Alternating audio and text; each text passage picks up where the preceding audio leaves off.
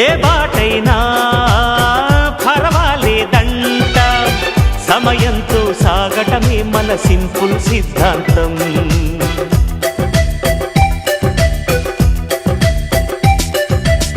చిరుగాలికి పరిమళమిచ్చే సిరిమల్లెల వనమై ఉందాం, గగనాన్ని నేలను కలిపే హరివిల్లుల బంతెన అవుదాం. ఆనందం అంటే అర్థం మనమందా, ప్రతి పూట పాటై సాగే హుషారు సరిగమలో. ఎన్నో ఎన్నో రాగాలుండే సంగీతం కాదా, చల్లకి నవ్వుల కేరింత.